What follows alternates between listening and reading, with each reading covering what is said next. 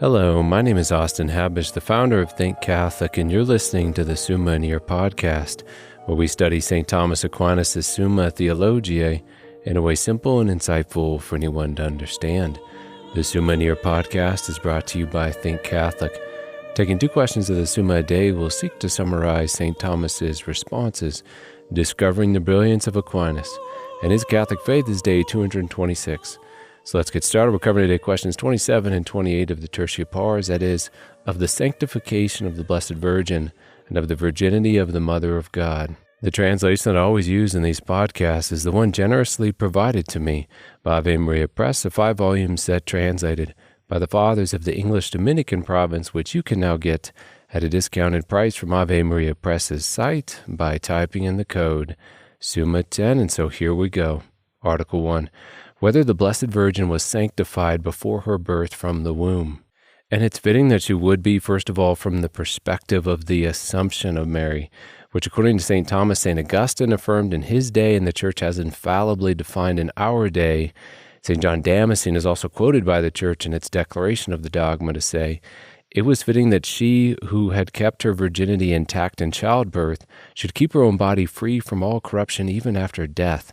It was fitting that she who had carried the Creator as a child at her breast should dwell in the divine tabernacles. It was fitting that the spouse whom the Father had taken to himself should live in the divine mansions."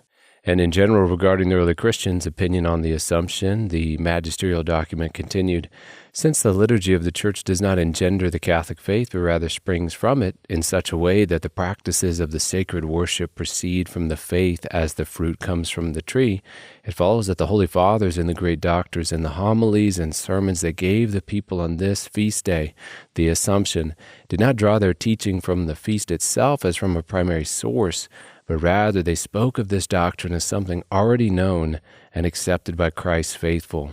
So from the fact that Mary received such a unique and glorious privilege at the end of her life, we are right to expect to see the beginnings of such glory at the outset of her life, since God, like all intelligent beings, begins with the end in mind. Therefore it was fitting that she who was called highly favored one by the angel, and who brought forth the only begotten of the Father, full of grace and truth, ought to be sanctified herself before birth. Moreover, since much lesser dignified people than the Mother of God, such as Jeremiah and John the Baptist, were sanctified in the womb, how much more should we expect to see the Mother of God as sanctified before birth? For it is written of Jeremiah, "Before I formed you in the womb, I knew you. Before you were born, I consecrated you." And of John the Baptist it is written, "He will be filled with the Holy Spirit, even from his mother's womb." Thus Mary was sanctified before birth, and what that entailed specifically, since this occurred before Christ's victory on the cross, is the following, according to St. Thomas. The Blessed Virgin was sanctified in the womb from original sin as to the personal stain, but she was not freed from the guilt to which the whole nature is subject, so as to enter into paradise otherwise than through the sacrifice of Christ. The same also is to be said of the Holy Fathers who lived before Christ. Article 2. Whether the Blessed Virgin was sanctified before animation. Now, St. Thomas is actually going to be incorrect on when exactly the Blessed Virgin Mary was sanctified. He will say it is after the matter in her mother's womb was ensouled or animated, which is correct, because before ensoulment there is no human being. But then he goes further to say that she contracted original sin, which was then cleansed afterwards at some point while still in her mother's womb. Now the Catholic Church teaches as defined, not in Aquinas' day, who realizes himself and notes here that there is a diversity of opinion on the question, the following. So today, this is from the magisterial document Ineffabilis Deus, 1854. We declare and pronounce and define that the doctrine which asserts that the Blessed Virgin Mary, from the first moment of her conception, by a singular grace and privilege of Almighty God, and in view of the merits of Jesus Christ, Savior of the human race, was preserved free from every stain of original sin, is a doctrine revealed by God, and for this reason must be firmly and constantly believed by all the faithful. So with Aquinas, we can affirm that the Blessed Virgin Mary was sanctified not before ensoulment, because she had to exist before anything could happen to her, but with the Church, as dogmatically defined today, we must say that Mary was never stained by original sin, but from the moment of her conception was preserved from such stain in view of the merits of Christ, her Savior. Article 3, whether the Blessed Virgin was cleansed from the infection of the fomes. And here again, we will have to part ways with Aquinas, although he notes here, like in the previous article, that there is a diversity of opinion on this question as well. St. Thomas says that concupiscence was in the Blessed Virgin Mary, which is a quality of disorder in the sensitive passions, although he admits that by God's grace there was never an inordinate act coming from such passions, and that at Christ's birth, Christ's holiness then redounded upon her, removing this quality of concupiscence, which is called in Scripture the law of sin, which all of us have to struggle against even after baptism. Opposed to this, we have the dogma of the Church, not defined again in Aquinas' day, but is today, from Ineffabilis Deus, which speaks of Mary as being in the state of original innocence at her conception. And in the beginning, Adam and Eve had, by sanctifying grace, perfect habitual subordination in the passions to the mind, and therefore we must attribute like innocence to Mary, as the magisterial document put it. Hence, to demonstrate the original innocence and sanctity of the Mother of God, not only did they, the Fathers and other church writers, frequently compare her to Eve while yet a virgin, while yet innocent, they have also exalted her above Eve, and with a wonderful variety of expressions. Eve listened to the Spirit with lamentable consequences. She fell from original innocence and became his slave. The most blessed Virgin, on the contrary, ever increased her original gift. Article 4, whether by being sanctified in the womb the Blessed Virgin was preserved from all actual sin. Did Mary ever actually sin? And for the glory of Christ, we must say no. First of all, because the dishonor of parents redounds on their children, since children are seen as an extension of their parents. Secondly, sin would be unsuited to her office as Mother of God. For her to be anything but blameless, like the Ark of the Covenant was, holy and without blemish. Thirdly, St. Thomas says, because of the singular manner in which the Son of God, who is the divine wisdom, dwelt in her, not only in her soul, but in her womb, as it is written, Wisdom chapter 1, verse 4, wisdom will not enter into a malicious soul, nor dwell in a body subject to sins.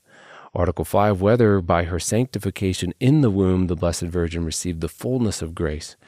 Just as those who are nearest to the flame become the hottest themselves, so too those closest to God, such as the cherubim and seraphim, have a greater share in the effects of the divine goodness. So too, since Mary was nearest to Christ, as the chosen Mother of God, the fulfillment of the Ark of the Covenant, then as bearing him, through whom Scripture says came grace and truth, it is fitting that she herself should be full of grace. As Aquinas puts it, the Blessed Virgin Mary received such a fullness of grace that she was nearest of all to the author of grace, so that she received within him who is full of all grace, and by bringing him forth, she in a manner dispensed grace to all. And we can see within that statement where we get the title, Mediatrix of Grace as well for Mary. Article 6, whether after Christ it was proper to the Blessed Virgin to be sanctified in the womb. The question here is, why were there others sanctified in the womb, like St. John the Baptist, Jeremiah, which we know based on Scripture already quoted? And St. Thomas settles with the conclusion that they were thus treated so as to foreshadow and point towards that which would happen to Christ, like the Ark of the Covenant foreshadowed Mary's womb, we could say. In his words, although it is not possible to assign a reason for God's judgments, for instance, why he bestows such a grace on one and not on another, yet there seems to be a certain fittingness in both of these being sanctified in the womb, by their foreshadowing the sanctification which was to be effected through Christ. First, as to his passion, according to Hebrews chapter 13, Jesus, that he might sanctify the people by his own blood, suffered outside the gate, which passion Jeremiah foretold openly by words and by symbols, and was clearly foreshadowed by his own sufferings. Secondly, as to his baptism, as it's written in 1 Corinthians, but you are washed, but you are sanctified, to which baptism John prepared men by his baptism. We turn then to question 28 of the virginity of the Mother of God. Article 1, whether the Mother of God was a virgin in conceiving Christ. It is written in Isaiah, therefore the Lord himself will give you a sign. Behold, The virgin shall conceive and bear a son, and shall call his name Emmanuel, which is very clearly virgin in the Septuagint. The English translation I've just quoted is the ESV, which is also one of the more accurate translation, and virgin is also the word given in the Nova Vulgata, or official scriptural text of the Catholic Church. Why was this fitting? First of all, to demonstrate that Christ, who is personally the second person of the Trinity, has no earthly father, but is the only begotten Son of the Father in heaven. Secondly, since the second person proceeds from the Father without corruption within the Godhead, so too it was fitting that Christ should be born of the Virgin without corruption or diminishing her virginity. Thirdly, in order to be immune from original sin, which is passed down through the human father, starting with the father of mankind, which was Adam. And lastly, St. Thomas says, on account of the very end of the incarnation, which was that men might be born again as sons of God, not of the will of the flesh, nor of the will of man, but of God. That's John chapter 1, verse 13, i.e. of the power of God, of which fact the very conception of Christ was to appear as an exemplar. Article 2, whether Christ's mother was a virgin in his birth. In a sentence from Aquinas, in a sermon from the Council of Ephesus, it is said, after giving birth, nature knows not a virgin, but grace enhances her fruitfulness and affects her motherhood, while in no way does it injure her virginity. Therefore Christ's mother was a virgin also in giving birth to him. And many of the reasons why this is fitting we mentioned already in the last article, but from the point of view of Scripture, it does say, behold, the virgin shall conceive and bear a son, which really does seem to attribute both conception and giving birth as to apply to the same subject, which is the virgin, a virgin both in conception and birth.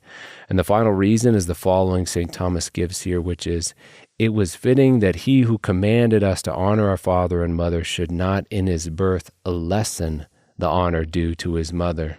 Article 3, whether Christ's mother remained a virgin after his birth.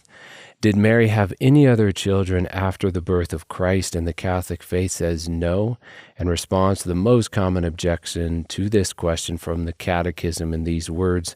Against this doctrine, the objection is sometimes raised that the Bible mentions brothers and sisters of Jesus. The Church has always understood these passages as not referring to other children of the Virgin Mary. In fact, James and Joseph, brothers of Jesus, are the sons of another Mary, a disciple of Christ, whom St. Matthew significantly calls the other Mary.